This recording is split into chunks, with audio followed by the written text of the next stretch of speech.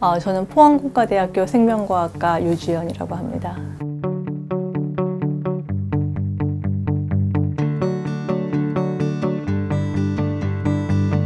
저희 실험실에서는 주로 바이러스나 박테리아 같은 병원균들이 우리 몸에 들어왔을 때 어떻게 인지하고 반응하는가에 대해 분자적인 메커니즘을 찾는 연구를 주로 하고 있습니다. 주로 관심사가 병원균이 들어왔을 때 그것을 인지하는 어떠한 몰레큘 패턴들을 인지하는가 하는 것과 이때 만들어지는 주요 사이토카인인 그 인터페론이라고 하는 물질이 만들어지는데 세컨 웨이브, 다양한 단백질들도 만들어내거든요. 이제 그 만들어진 다양한 단백질 중에 몇 가지 중요한 그 항바이러스 효능을 보이는 물질들의 작동 기전, 어떻게 작동을 하는지 그 효능 이런 것들을 조사하고 있습니다. 제가 오늘 말씀드릴 단백질은 프로테오글라이칸입니다.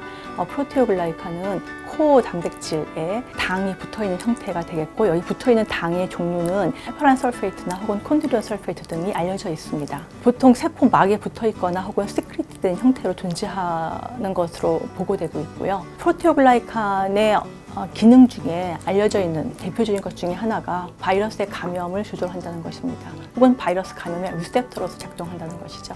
바이러스가 감염을 하기 위해서는 두 가지 종류의 리셉터가 필요하다고 알려져 있습니다. 그 첫 번째로서 어디전 리셉터의 역할을 하는 것이 바로 이러한 프로테오글라이칸들입니다. 주로 헤파란 설페이트가 붙어있는 형태가 그 역할을 하는 것으로 알려져 있고, 일단 바이러스가 이 어디전 리셉터에 붙은 이후에 엔트리 리셉터, 스페시픽한 리셉터로 이제 전달이 되게 됩니다. 코로나의 경우에는 스파이크 단백질이 ACE2에 이제 바인딩을 한다는 것이 잘 알려져 있죠. 이러한 형태의 두 가지 종류의 리셉터가 필요한 바이러스로는 인플루엔자를 포함해서 사르스 코로나, 메르스, 다양한 바이러스들이 알려져 있습니다. 이 코로나 같은 경우에도 이 헤파란 설페이트가 ACE2와 더불어서 이 바이러스가 세포에 붙는 데 중요한 역할을 한다는 것이 이미 보고된 바 있습니다. 오늘 말씀드릴 이 테스티칸 혹은 스폭2는 시크릿된 형태의 프로테오글라이칸입니다. 붙어있는 당으로서는 헤파란 설페이트가 알려져 있고, 그리고 사이알릭 엑시드가 함께 보고되고 있습니다. 저희가 우연한 기회에 이 단백질의 발현이 바이러스가 감염되어 있는 조건 혹은 인터페론이 처리된 조건에서 증가하는 것을 관찰한 바 있습니다. 보시다시피 바이러스에 감염되어 있는 그 마우스의 폐를 보게 되면 이 브론키아의 이 베이스 멤브레인 영역이나 혹은 알베올라에서 이 발현이 증가하는 것을 관찰한 바 있습니다. 이 단백질이 항바이러스 효능을 보이는지를 확인을 하기 위해서 인플루엔자 바이러스를 처리하고 관찰한 바 있습니다. 바이러스에 감염된 마우스의 경우 일반적으로 아픈데 반해서 지금 보시면 한 일주일 정도 아픈 것을 볼 수가 있죠.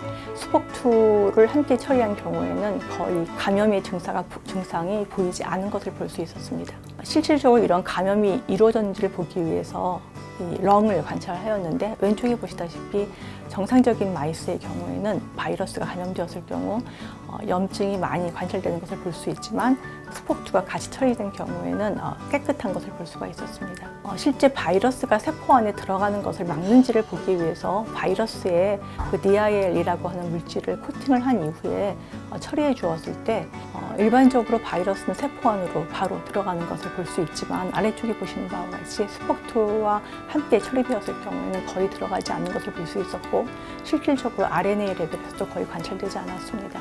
또한 이 헤마글루틴 어세이라고 하는 바이러스의 셀 어태치먼트 어세이를 수행해 보았습니다. 스폭2가 처리되게 되면 이 바이러스의 어태치먼트가 급격하게 감소하는 것을 볼 수 있었습니다. 결국은 이 스폭2라고 하는 것은 바이러스가 감염된 조건에서 인터페론에 의해서 만들어진 단백질이고, 이 스폭2가 많이 만들어지게 되면 바이러스가 세포에 들어가는 첫 번째 단계를 막는 것을 볼 수가 있었습니다. 이 과정에서 이 스폭2에 붙어있는 헤파란 설페이트가 중요하다는 것도 저희들이 관찰한 바 있으며, 이것은 이 헤파란 설페이트가 붙는 영역을 뮤테이션 되어 있는 단백질의 경우에는 그 효과가 보이지 않는 것으로서 확인한 바 있습니다. 또한 그 인플루엔자 바이러스와 함께 처리되었을 경우에 이 스폭2의 사이알릭 엑시드 모이오티가 인플루엔자의 뉴라미니데이즈에 의해서 잘리게 되고, 그 결과 항바이러스 효능이 없어지는 것도 관찰할 수 있었습니다. 결국은 스폭2하고 이 인플루엔자는 서로 간에 서로를 견제하는 방식으로 작동한다라고 추론할 수 있습니다.